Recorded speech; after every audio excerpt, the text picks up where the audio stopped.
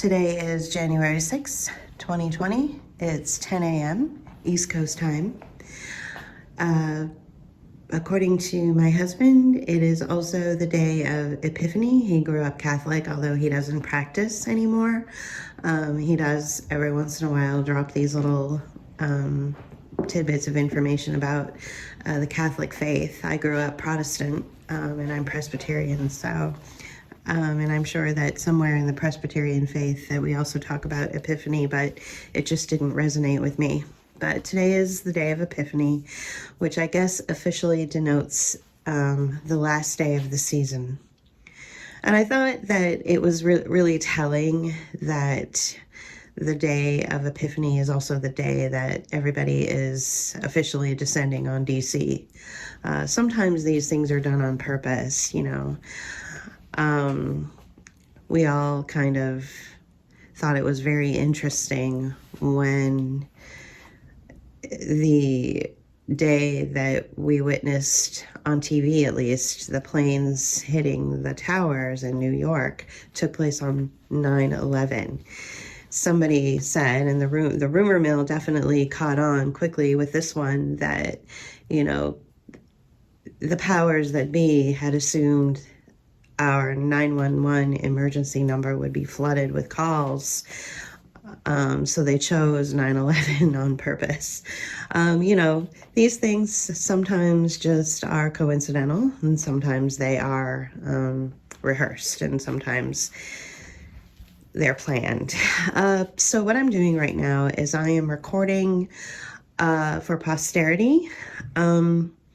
Recently, my very good friend in Chicago sent over a series of recordings that were gathered and then placed on YouTube, and those recordings were of Bill Hicks leaving his home of 4 years, which was New York. He had been living in New York for 4 or 5 years or something, and he was traveling to Arkansas to pick up his truck. He traveled by car, and he recorded his thoughts and feelings as he was traveling along. And I thought, you know, in this day and age when connection is so hard and also so imperative, I think just checking in with people's thoughts and people's ideas and opinions about things are just as important as gathering facts, cold hard facts about, you know, what's going on, and, you know, sharing all of these facts around social media, and, you know, being keyboard warriors, and, you know, standing your ground and all that stuff. Sometimes you just need to hear a real voice in the midst of all this clatter and all this chatter that, you know, the voice may not be right, it may not be wrong, it just is. So I just have a few thoughts that I wanted to share. And I thought, well, I may as well do it Bill Hicks style and kind of freeform it and not curate it. We received a lot of really excellent feedback from our kitchen table discussion that we archived and put on our Facebook page. And I'm surprised, or on our YouTube page, and I'm surprised that YouTube kept it up, because it was just filled with F-bombs. But we're not the only podcasters, researchers. We're not even researchers. We're just artists. We write poetry and make music and put our ideas to video essay format. We don't pretend to be even, you know, as well, you know, we don't pretend to be like a Whitney Webb or a Corey Morningstar or an Alison McDowell type. We have no illusions about that. We're the creatives. So I was surprised that YouTube kept it up there for as long as they have, and haven't deleted our channel yet. But we do have 2 strikes, so the channel may go away. But we are very proud of our new website. We have just captured a domain name, which is a .art domain. So we're really excited about that. So we will be known as bookofhours.art. So, this is the thing with artists is they never are satisfied. They never want to get comfortable with the way that they portray their artwork and the way that they move through the art world. They always want to reinvent themselves and recreate themselves and keep themselves, fresh and interesting and new. One of the first times I ever actually saw this kind of growth, I was looking at an exhibit at the Art Institute in Chicago. And I was with my friend, Brecht, who is from England, and he went to MIT, and he was named after the playwright. I haven't spoken to him in 20, 25, maybe 30 years. But I have this distinct memory of walking through this art exhibit with him. And I was also with my other friend, who's originally from Pittsburgh, who lives in Chicago, and he's lived in Chicago for the last 25 plus years. And we were watching I believe it was it Rodin? I don't remember. I wish I could remember the artist, but I remember being so moved, and I was very young. I was early 20s, I think. And the artist, during his first round of artistry, during his first creative exercise, he was very dark. So, and I believe it was oil-based painting, so a lot of his paintings were black with dark colors, and they were dark and mysterious and horrifying in some cases. And he was deeply troubled and, probably dealing with some political and personal and, who knows, financial, artists are never appreciated. Financial things, like artists go through. We have these processes, right? And I remember the way that the display, the way that the Art Institute had curated the gallery of his work. It was really wonderfully done. So you walk through, you read about the artist, and then you go into the room and you look at all the paintings and the writings, and then you head into another room, and the other room is a little bit different. You could tell that his paintings had become more abstract, even more abstract. They were not something that you could really pin down. And I was like, oh, that's interesting. And then my friend Brecht got very excited, and he said, come look. And he took me by the arm, and he took me to the next room, and he said, now look at this. This is when he found new life. He married a young woman. He had a bunch of children. And look at this.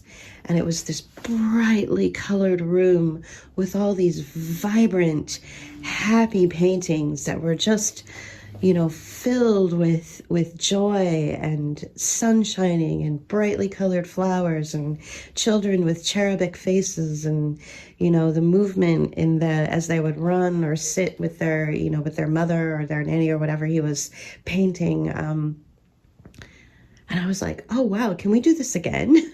So I could see the transition. I could see the transition from darkness to light in this painter's exhibit. I could see it. It was such a wonderful transition. And I thought, wow, he was older, much older, but he had found new life with his young wife and his young children. New life. And, that's what we really need to focus on. We need to focus on new life, new hope. We need to make our own new normal, so to speak. And we'll try to be here for you guys as much as we can. We'll try to explain things. We'll try to make you feel something. A couple of just really interesting things that I wanted to bring up is Remember when we were told that the hospitals were overwhelmed and bursting at the seams with bodies and sick people, and it was just awful, and so they had to create these emergency tents right outside of the hospitals, and you would drive by and you would see these, you would drive by a medical center or you would drive by a hospital and you would see these triage tents that were that were installed, and they were put up.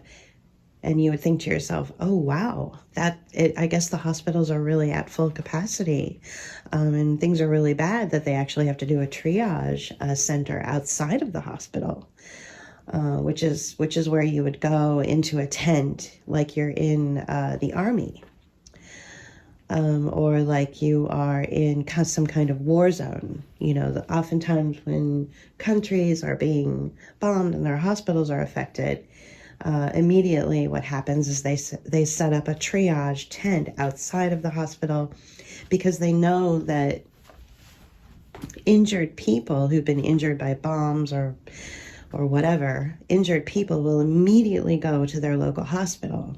And if their local hospital has either been bombed out or has lost electricity or has been emptied for some reason, because maybe it's a danger, the system will set up, the staff, the administrators, the doctors, everybody, the people that are in charge of the hospital will set up a triage center outside of it, and that triage center might run on generators and things like that. So that's what living in a sort of a war zone looks like. If you ever watched the TV show MASH, it's,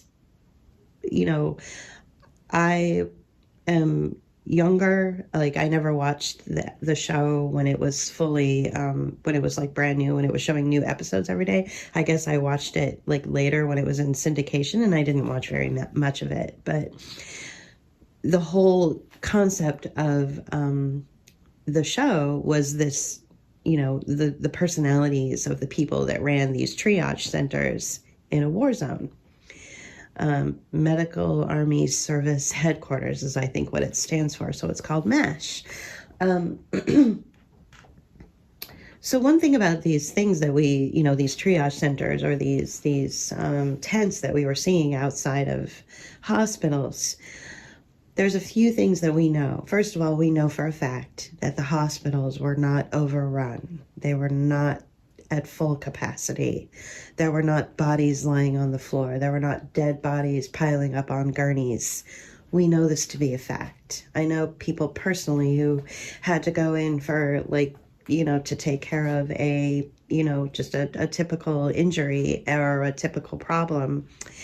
And they, it wasn't anything to do with COVID. And I asked her specifically, I texted her and I said, so it was the hospital like crowded and overrun with bodies? And she's like, no, it was a dead zone.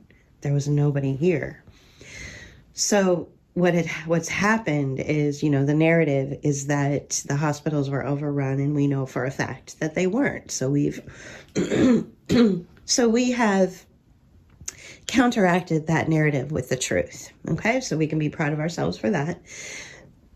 But it doesn't end there. So what happened with the hospitals is they were defunded, and all of the money then that they would normally get to run their various departments were then funneled into this COVID umbrella. And in order to continue to receive funding so that nurses could get paid and people could maintain their positions, not because they were needed, but because they just wanted to seem like they were needed and they needed to justify their paychecks. So the administrators accepted the COVID funding so that they could continue to pay the nurses, so that it could seem like the hospitals were overrun and overcapacitated and filled with, sick people and COVID people and all this. So they received the COVID funding, and one of the stipulations in the COVID funding is to set up triage units outside of the hospital, again, to make you think that the hospitals are overrun, so they have to set up this emergency system right outside of the hospital.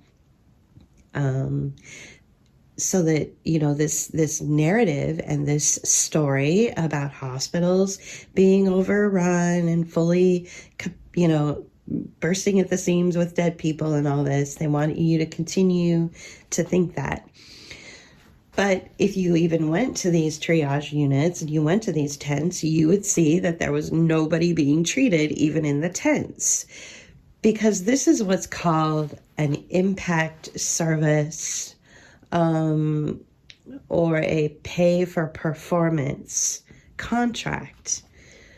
And there is no illusions about what these terms mean. When you think of pay for performance, it literally is what it means. It means you will perform for me and I will pay for you to perform. So perform for me and I will pay for you. I will pay you.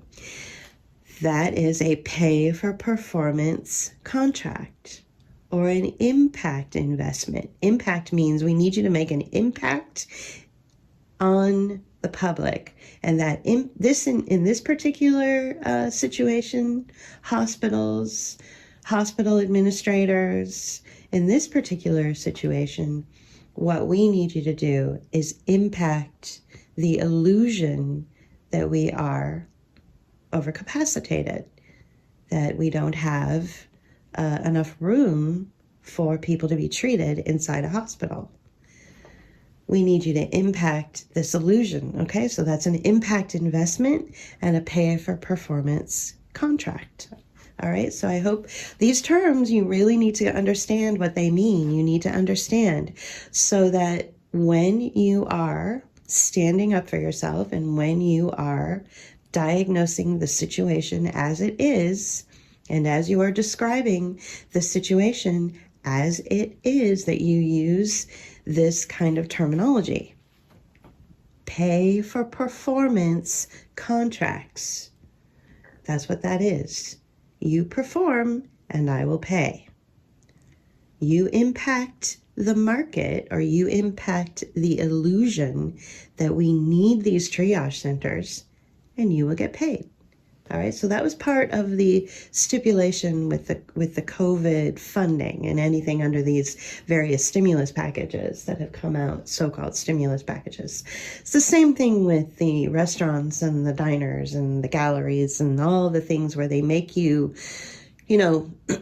stand 6 feet apart or wear a mask, or so at some point they're going to make you have a COVID app on your phone, or else you will not have it will not be allowed entrance into the concert or the museum or the zoo or, the park or whatever.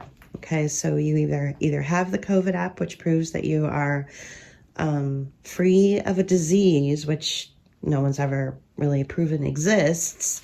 You have this COVID app, which proves it, or you will not be allowed access to the event or to the show or the movie, the concert, the zoo, even the school at some point. That's why they want all the kids on tablets. But that's another story. So let's go back to these triage units that were set up outside of hospitals back in April or May. It's really important that we don't let the stress of what's happening in our lives right now and the anxiety that we are always feeling, we're constantly feeling anxious about what's going on in the world, whether it's, corruption in politics, or whether it's, rigged elections, or whether you're feeling hurt because you have a whole slew of friends and family members that have attacked you and dropped you, because you choose to engage in critical thought. And you also might be having more of an existential moment during this time than other people. I know people personally that they don't really care about the right or the wrong. All they really care about is that they are going through this metamorphosis, this emotional change, and they're having these existential moments, which sometimes put them in crisis mode.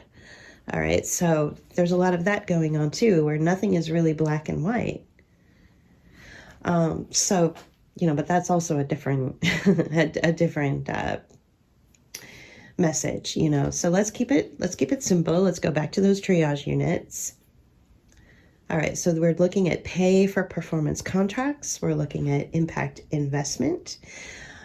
So the other thing that it does to you is on a psychological level, say, you're driving to Starbucks and you're going to go through the drive-thru of Starbucks and you're going to get a latte and you're feeling okay.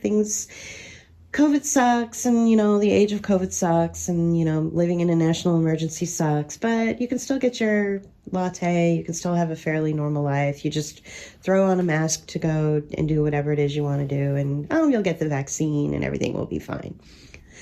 And you're not too worried about it. And you drive up to Starbucks. And as you drive to Starbucks, you pass a medical center and you see the triage, the tents that are set up outside of the medical center.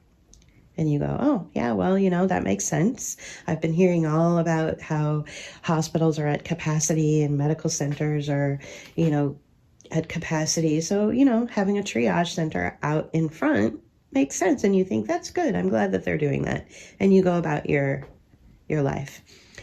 And then a few months later, your favorite restaurant suddenly has the same kind of triage center outside of the restaurant. And you go, and what is your reaction to that?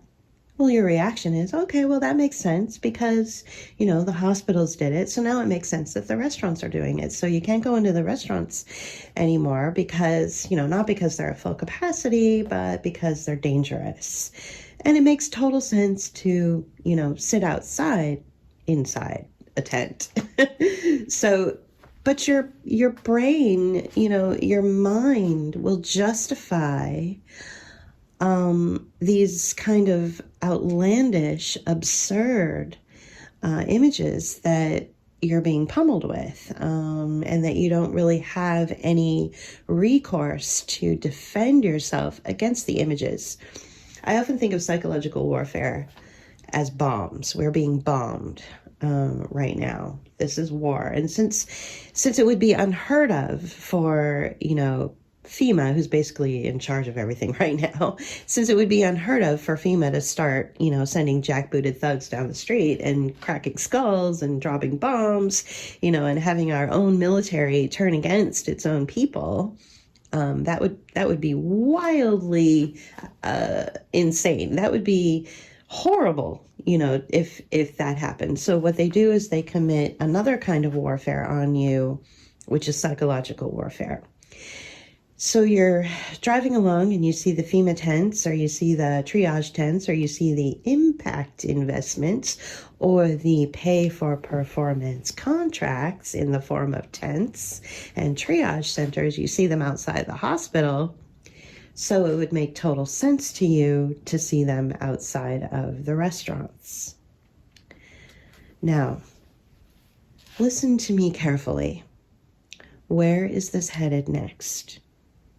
What will be the next thing that you justify in your mind that you will be like, oh yeah, it makes sense. Yeah, it makes total sense. I need to leave my house,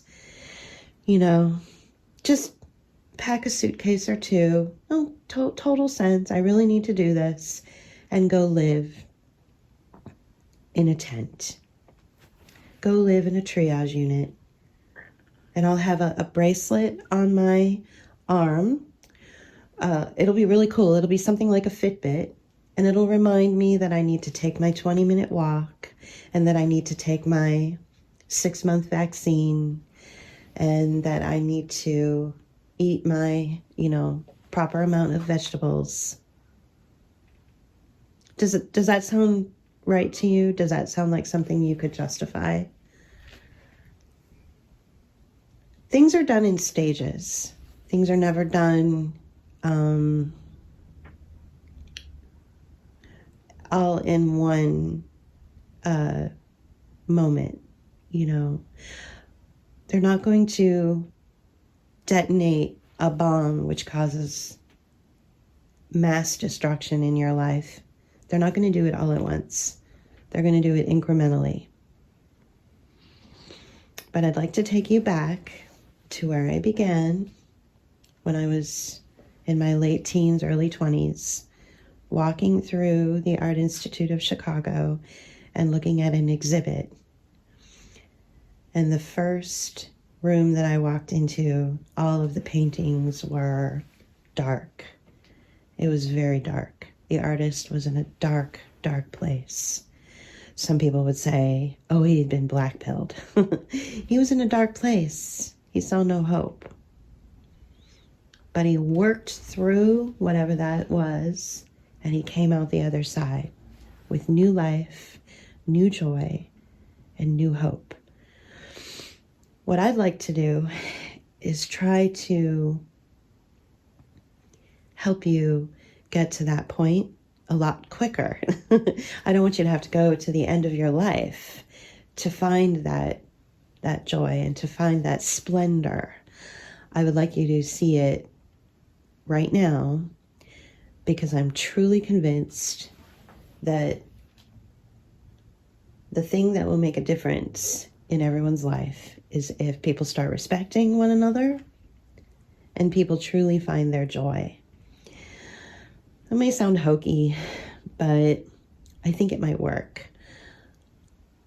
I don't think that you're going to be removed from your home and have to live in a tent, but I think the message is clear. They went from lying to us and telling us that the hospitals were at capacity, and so that's why they had to set up these tents outside the hospitals, which were also empty, so they were lying to us about that. Then they lied to us about the restaurants being, unsafe and unsanitary, so we had to eat outside and eat in tents outside of restaurants or wear a mask. So what is the next plausible, logical place that they're going to go with this idea of you don't get to be comfortable? You don't get to be treated like a human. I would say that it's now our private life and our home life. When people say that they're very concerned about a Kamala Biden presidency, Kamala and Joe Biden don't have the power, but the investors and the corporate companies and the tech companies that are all invested in this kind of life for you, they do have the power. And they're writing the code right now. They're coding out your life. And so, how do you break the code? How do you become a hacker to break that code, to keep your life, to keep your joy, to keep your freedom or your sovereignty? How do you break that code? With joy, by being human. Be a human being. Break the code. You don't deserve to be treated for your injury or your cancer in a triage tent outside of a hospital.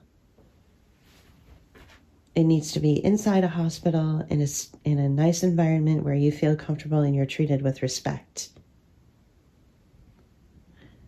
You don't deserve to sit outside of that restaurant you've gone to your whole life that you love so much. You don't deserve to sit in a tent in a parking lot outside of it. You're a human being. You're paying for a service.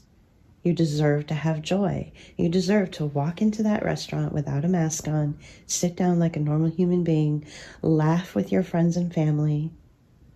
You deserve that. I think that there has been a steady message that's been sent to a large portion of the United States citizens that say that they don't deserve good things, that they don't deserve to be treated like human beings. I see this kind of behavior on a microscopic level in families where you've got parents telling kids, you don't deserve this or that because you didn't work hard enough, or you didn't turn out to be the person that I wanted you to be. I see it happening in schools where, instructors or teachers or professors tell their students that they don't deserve to get a passing grade or to be treated with respect. I see it in the workforce. I saw it in the corporate world, of course, and it was very cold and very disconnected. One minute you are hired and earning a paycheck and making your way through life and carving out a career for yourself, and the next minute you are fired with no explanation. Well, why am I fired? We don't have to tell you why. You don't deserve an explanation. So this kind of language that is also embedded and seeps into law, into our justice system, is all about making sure that we know that we don't deserve to be treated with respect. And we do. And that artist, that painter that I saw when I went to the exhibit back, 30 years ago, he was working through this. His dark, dark place was when everyone told him that he didn't deserve to be respected as an artist. But he kept working through it until he met somebody that said, "You're a wonderful artist. You have a bounty of talent. Let yourself go. And I love you." And so she married him and bore him children. And suddenly his artwork became vibrant and beautiful. So I really truly want to impress upon people that you deserve to be treated with respect. And if you are going to go someplace or be around people and they are not going to respect you for whatever it is that you're about, whether it's, you don't want to wear a mask because that's your personal choice and you want to be respected for your personal choice, and they're disrespecting you, then walk away. Don't engage, don't fight, don't try to make a point. You leave that toxic interaction, you leave that toxic relationship, and you respect yourself, even if it means you have to be alone for a little while and work through it, just like the artist did. In that dark, dark place, he was told that he didn't deserve to be respected as an artist, but he kept working through it. And in the next phase of his life, when he was working through that and respecting himself, his paintings became more abstract and interesting. And then it's through that somebody met him and said, "I love this and I love you." So we need joy and respect. And once we have joy and respect and we respect ourselves, what comes out of that is love. People want to put love first. And I think that's wrong. I think what should come first is self-respect. And with self-respect comes pure joy. And when people see that about you, they will fall in love with you and they will respect you. And it will be a cycle. And it will expand. So let's not get caught up in the minutia too much of details and facts and graphs and statements from doctors and quotes from all of these well-respected scientists throughout the world. Let's also remember to look within a little bit.